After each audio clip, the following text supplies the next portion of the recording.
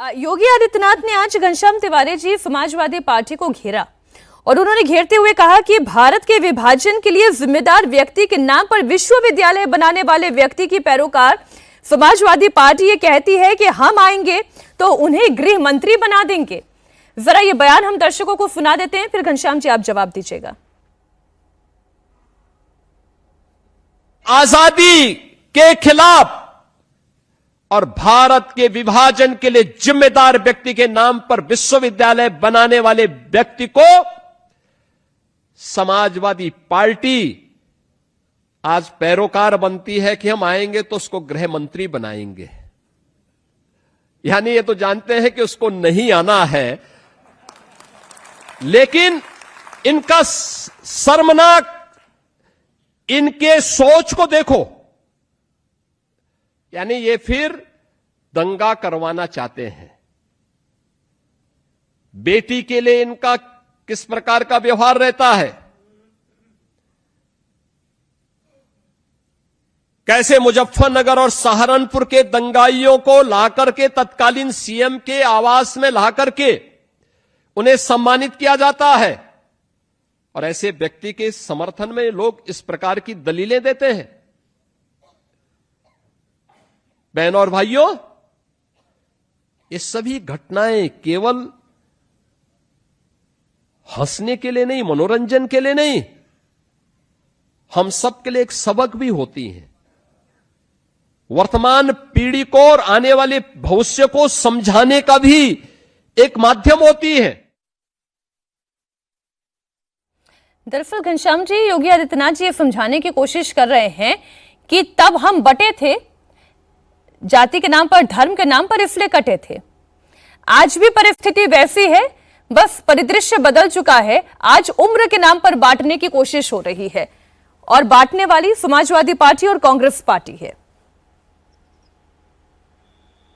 नमस्कार आपको, दर्शकों को और को-पैनलिस्ट को और सभी को स्वतंत्रता दिवस की इस पूर्व संध्या पर हार्दिक शुभकामनाएं कि हमारे ईमानदार प्रयासों से हमारा देश आगे बढ़ेगा और हम भविष्य की पीढ़ियों को एक अच्छा हिंदुस्तान देंगे।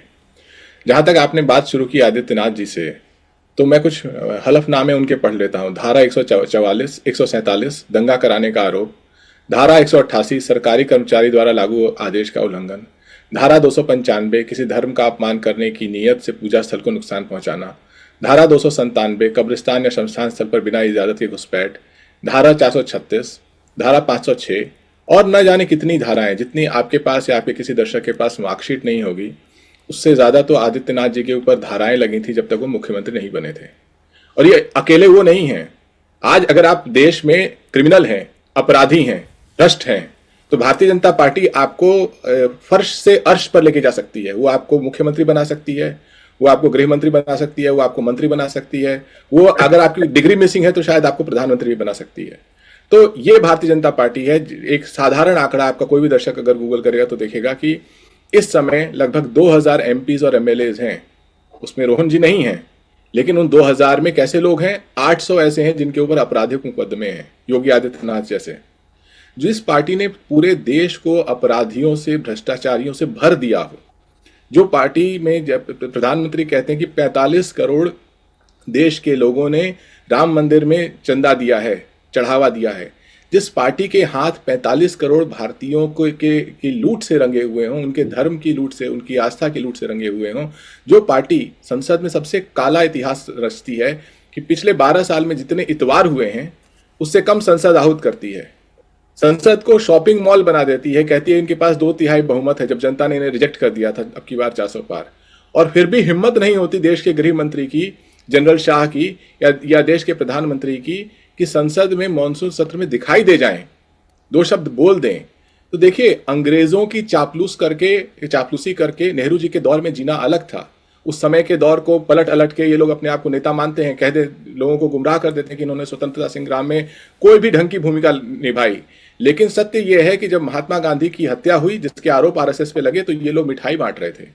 तो ठीक इनके है। पूर्वज तो अंग्रेजों के साथ खड़े थे, महात्मा गांधी के हत्यारों में शामिल थे और उनके साथ खड़े थे, और आज भी ये देश को कुछ दे नहीं रहे हैं। ये क्या कहेंगे? घनश्याम जी, आपका आरोप ये है कि इनके पूर्वज अंग्रेजों के साथ खड़े थे, महात्मा गांधी के हत्यारों के साथ खड़े थे, लेकिन अभी जो अब आपने धाराएं गिनाई, मैं आपसे ये पूछती हूं कि आजम खान आपके इतने प्रिय क्यों हैं, जो पहले से ही जेल की सजा काट रहे हैं, जिनके ऊपर धोखाधड़ी से लेकर न जाने कौन कौन सी धाराएं लगी हुई हैं, उन्हें आप गृह मंत्री बनाने के लिए इतना आतुर क्यों हैं?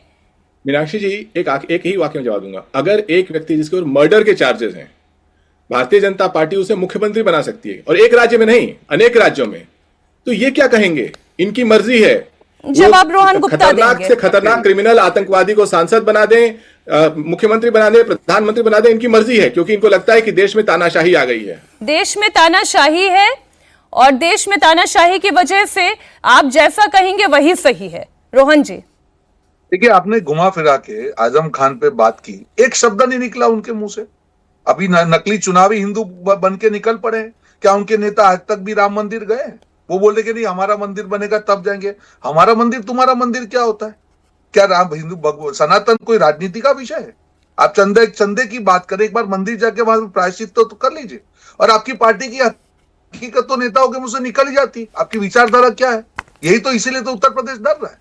अगर आप कहीं पे सत्ता पे आने का चांस नहीं है, फिर भी आपका आजम खान जो है गृह मंत्री का उम्मीदवार है, आपसे अपेक्षा क्या रखेगा? क्या उत्तर प्रदेश चाहेगा वो माफिया राज में चला जाए? क्या उत्तर प्रदेश चाहेगा बहन बेटी जो सुरक्षित हुई है वापस उसी गर्त में चली जाए?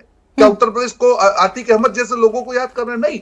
यही तो मौके होते हैं मीनाक्षी जी। आप चुनाव, आप पॉलिटिकल पार्टी के नाते हर मुद्दे पे आप राजनीति कर सकते हैं, हर मुद्दे पे कुछ भी बोल सकते हैं कि नहीं नहीं हम तो नए नए हिंदू बने, सनातनी बने।